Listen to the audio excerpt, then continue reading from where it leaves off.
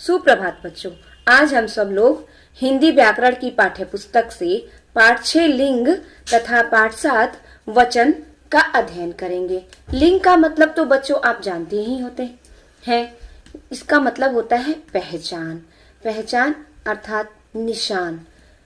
और ये दो प्रकार के होते हैं, पुल्लिंग तथा स्त्रीलिंग। और वचन क्या होता है? वचन का अभिप्राय होता है संख्या, यानी कि व्याकरण की भाषा में संख्या को बताने के लिए वचन शब्द का इस्तेमाल किया जाता है। आइए हम इन दो पाठों का अध्ययन विस्तार पूर्वक करते हैं। बच्चों, सबसे पहले हम पाठ 6 लिंग पढ़ेंगे। बच्चों, लिंग का मतलब तो आप जान ही रहे हैं। देखिए, आपकी पाठ्य पुस्तक में लिंग की पहचान कराने के लिए कुछ चित्र दिए हुए हैं। इसको पहले देखिए। छात्र छात्रा स्कूल जा रहे हैं, मोर मोरनी नाच रहे हैं, गाय बैल आमने सामने हैं, जूता जूती खरीदो।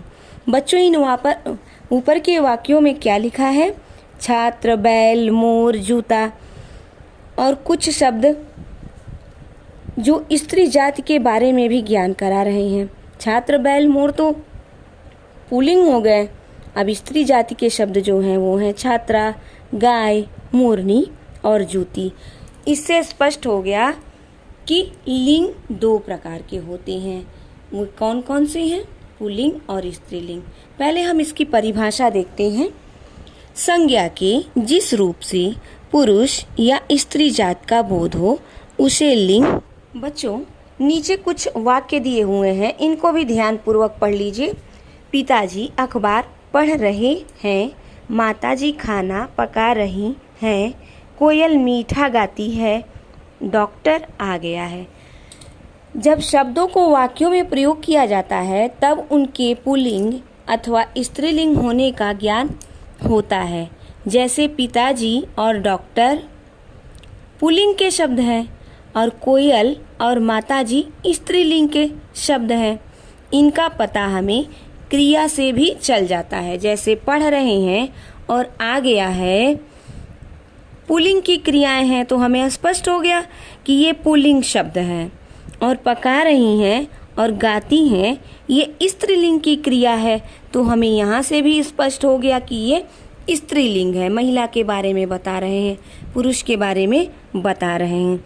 इस प्रकार से आपने देखा कि लिंग के मुख्य रूप से दो भेद हो जाते हैं।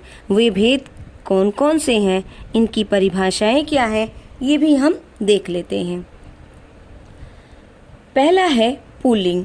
पुरुष जात का बोध कराने वाले शब्द पुल्लिंग कहलाते हैं। बच्चों, बहुत इजी है। जैसे माली, पंडित और धोबी, पिताजी, डॉक्टर, ये सभी शब्द पुल्लिंग के हैं। स्त्रीलिंग के शब्द देख लीजिए। स्त्री जात का बोध कराने वाले शब्द स्त्रीलिंग कहलाते हैं। जैसे मालिन हो गया, पंडिताइन हो गया, धोबिन हो गया, माताजी हो गई, दादी हो गई। इन शब्दों को समझिए। देखिए, कुछ शब्द ऐसे भी होते हैं बच्चों जो पुल्लिंग स्त्रीलिंग में एक जैसे ही रहते हैं, उनमें कोई बदलाव नहीं होता है। ये मुख्यतया किसी पद का नाम होते हैं। जैसे हमारे देश के राष्ट्रपति, इंजीनियर, प्रधानमंत्री, प्रोफेसर, राजदूत, मंत्री आदि जो शब्द हैं वो पुल्लिंग में ही रहते हैं हमेशा। अगर इस पर कोई पुरुष जाति का व्यक्ति बैठा है तो क्रिया से पता चल जाएगा। जैसे प्रधानमंत्री मोदी जी हैं तो मोदी जी आ रहे हैं, प्रधानमंत्री मोदी जी आ रहे हैं। और अगर कोई महिला प्रधानमंत्री है जैसे कि इंदिरा गांधी थी तो हम कैसे बोलते कि प्रधानमंत्री जी आ रही हैं। बच्चों, यहाँ पर जो फर्क पता चल रहा है वो क्रिया से पता चल रहा है कि इस पद पर कौन बैठा हुआ है। लेकिन ये शब्द हमेशा पुल्लिंग में ही इस्तेमाल होते हैं। इसी तरह कुछ ऐसे शब्द हैं जो सदा पुल्लिंग में ही प्रयुक्त होते हैं। जैसे चीता, पशु, खरगोश, पलंग, सोना। ऊपर के शब्दों में तो हम क्रिया से पहचान जाते हैं, पर यहाँ क्रिया से पहचान नहीं होती है बच्चों। तो यहाँ पर हम क्या लगाएंगे? यहाँ पर हम मादा चीता, मादा खरगोश, नर चीता और नर खरगोश ऐसे शब्दों का इस्तेमाल करेंगे। अब कुछ ऐसे भी शब्द हैं जो सदैव स्त्रीलिंग में ही प्रयुक्त होते हैं, उनका लिंग चेंज नहीं होता है। नदी है, तितली है, मछली है, मैना है, गिलहरी है और हमारे घर में पाई जाने वाली छिपकली भी जो है वो भी सदैव स्त्रीलिंग में प्रयुक्त होता है, किंतु इसमें भी पुल्लिंग होता है। तो यहाँ भी हम वही मानेंगे जैसे कि नर चीता और नर खरगोश बोले, उसी तरह हम नर तितली और नर मादा तितली और मछली मैना सबके साथ हम ऐसे शब्दों का प्रयोग कर सकते हैं। के साथ ही बच्चों, लिंग का जो प्रभाव होता है वो जब हम वाक्य बनाते हैं तो वाक्य में विशेषण भी, क्रिया विशेषण भी और क्रियापदों पर भी पड़ता है। जैसे कुछ उदाहरण देखिए, गर्मियों में शरबत पिया जाता है, शरबत पुल्लिंग है। गर्मियों में लस्सी पी जाती है, देखिए, जबकि लस्सी शब्द जो है वो स्त्रीलिंग का शब्द है। तुम्हारा बेटा पढ़ता पढ़ता सो गया, तो ये पुल्लिंग है, और तुम्हारी बेटी पढ़ती पढ़ती सो गई, ये शब्द स्त्रीलिंग है।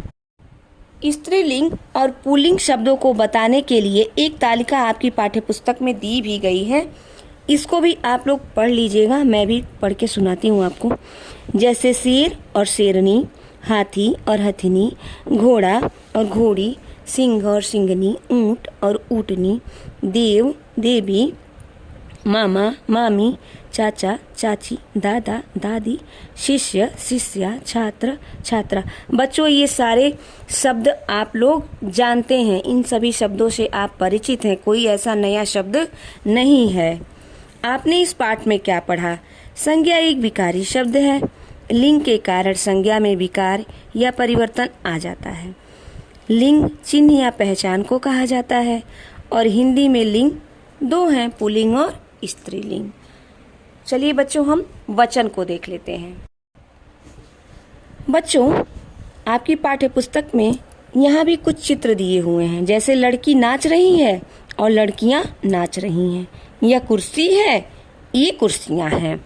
ऊपर के वाक्यों में लड़की और कुर्सी शब्द एक के लिए हैं, तो लड़कियाँ और कुर्सियाँ एक से अधिक के लिए हैं।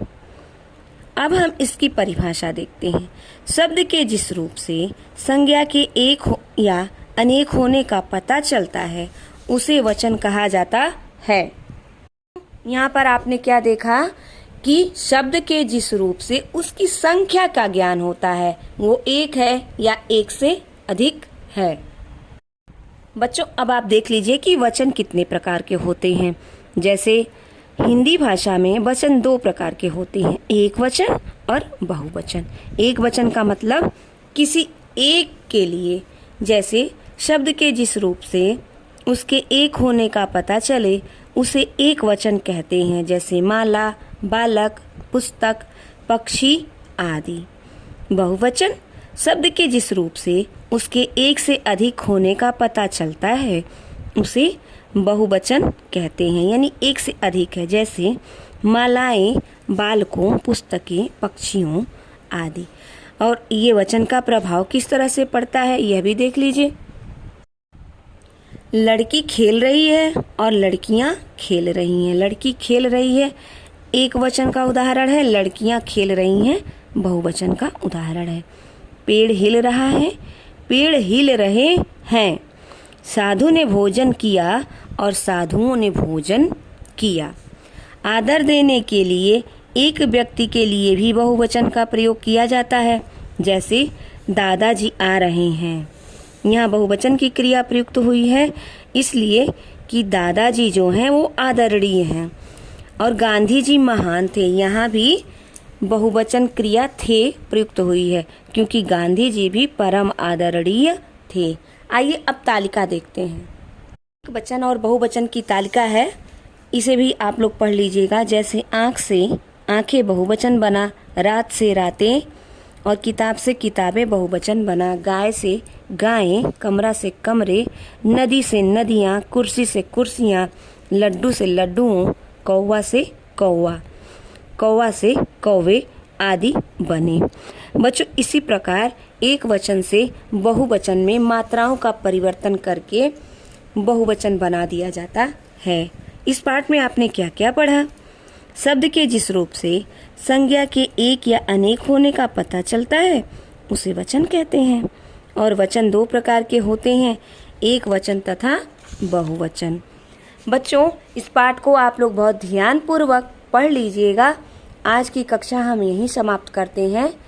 धन्यवाद बच्चों।